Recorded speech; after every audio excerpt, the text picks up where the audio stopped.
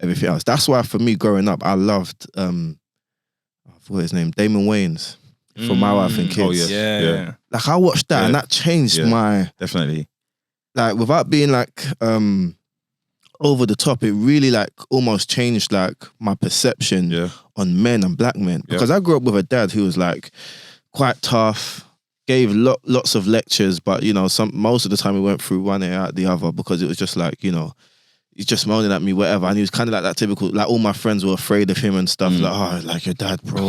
Listen, he's walking out, see him walking down the road, like, oh, bro, he's going to bang you up when you get home, that kind of thing. Like, but that was all there was to it at the time. That's what it felt like. But as a family, we would watch like My Wife and Kids and we would be in hysterics. Yeah. But what I learned from him was like, he was present, he was funny, he was strict.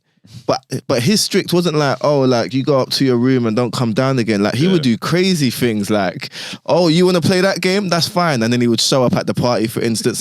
You know, but there was ways of discipline that I'd never seen before. And he really kind of like shaped a perspective or a perception, should I say, of black men and a black family man. And I thought that was quite key. Uncle Phil as well for My Wife and Kids. Do you feel like you wanted to adopt? Do you feel like you wanted to adopt like their characteristics? Because 100%. When I was watching My Wife and Kids, I was like, when I'm a father, that's how I'm gonna be. Exactly the same. I mean? And that's the power of the media. So when you're shown, you know, characters and like, so the media is very good at ignoring those like certain personalities and traits. They'll show you what they want to show you. So imagine you're just used to watching something. You have your mind won't open up to different characteristics or different ways you can be as a human being. So like for young people, if you're growing up and you're just watching stuff like Top Boy, Power, you're thinking, okay, so the only way to become powerful is to, you know, sell drugs, you know. But that's why we need to be shown positive representations in the media.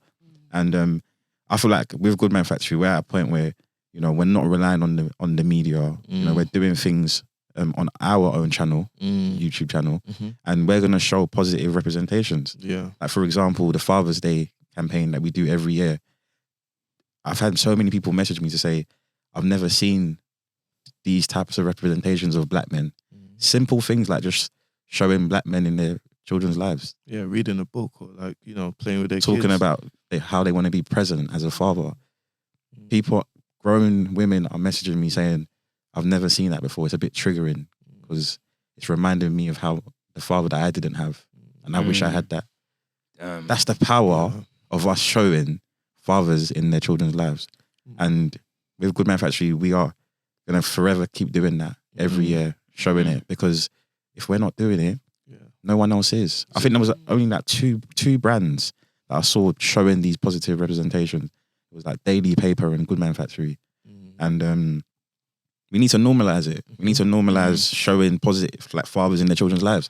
The media will have you believe that, you know, black men just breed women and fuck about. Or are absent, not there. Yeah. Like deadbeats. Yeah, deadbeats. That's what they show us in the media. That so much, man. They love showing deadbeats, you know. It's so easy to show that image of black men. It's way too easy.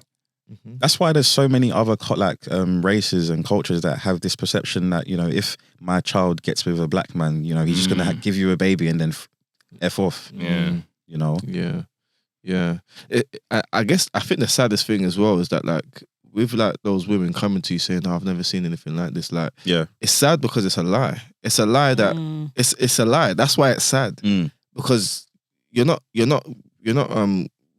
recreating something, or we're not creating a brand new story. Like you're showing people who every day have been doing this, and there are many men in their 50s and 60s who had been doing this, and many men before that.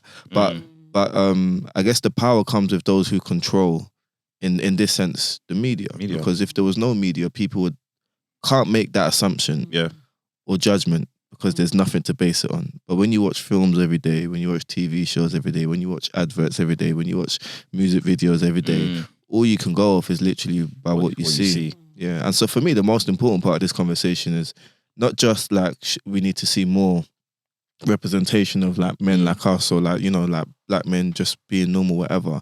We have to create and control what it is that we want to show as well. Yeah. That's why for me the Goodman Factory is powerful, because you know, like yourself and Malik, the vision is always we control what we want people to see. You get it? Like, and we are normal people. You get it? You're an actor, you know, you're an entrepreneur. I'm an assistant head teacher, but we're just normal men. This isn't a showcase of any of our individual jobs. We are just normal men talking. Some of us have family, some of us don't. Some of us do things, some of us, you get it? Like, and that's what's meant to be normal. And unfortunately, a lot of young boys don't grow up and have that experience of seeing men just being normal men. That's the key, because it's normal. We're not doing anything special. Nope.